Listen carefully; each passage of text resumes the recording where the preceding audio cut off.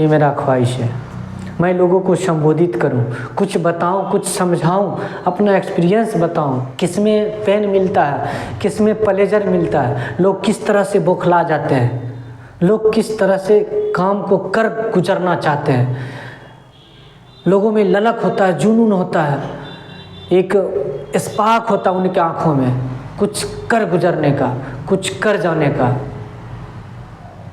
वो सही भी हो सकता है और गलत भी हो सकता है। तो आप लोगों से यही गुजारिश है कि वो जो जुनून है, वो जज्बा है, वो जज्बाते हैं, उनको अपना सही कर्मों में लगाना है, सही कामों में लगाना है और सही वक्त पे लगाना है।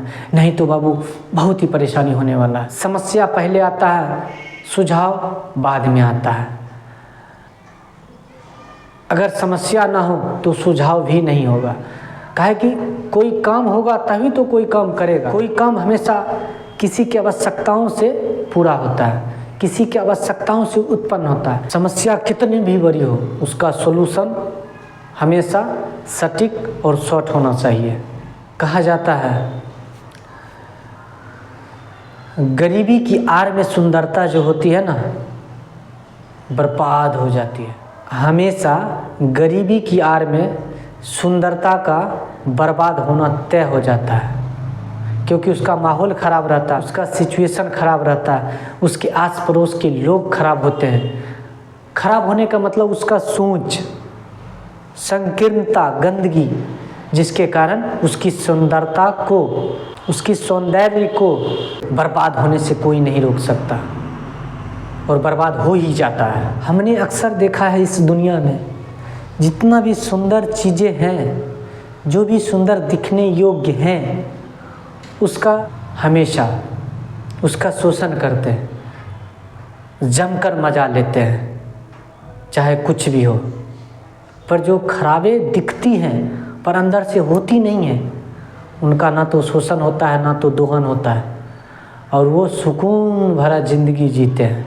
और आपको पता है अगर किसी इंसान को प्रेम हो जाता है तो उसके बाद उसी के चेहरे का फुंसी जो होता है ना, वो भी उसको तिल नज़र आता है।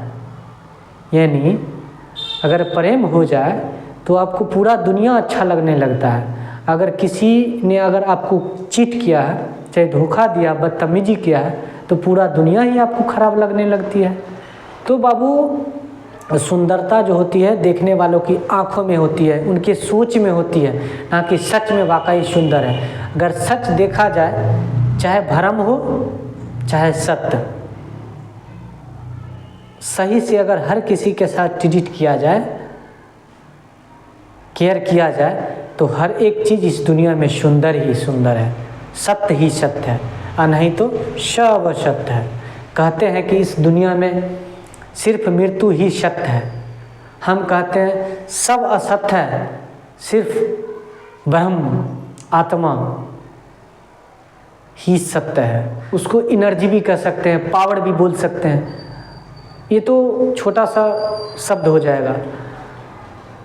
कुछ बड़ा करने के लिए, चाहे कुछ उस चीज़ को नाम देने के लिए उसको भगवान कह सकते हैं, गॉड कह सकते हैं, ईश्वर, अल्लाह, कुछ भी कह सकते हैं। पर हर एक चीज़ जिस चीज़ के बदौलत एग्जिस्ट करती है, दिख रही है, हर एक चीज़ वही सत्य है, उसके अलावा सब सत्य है।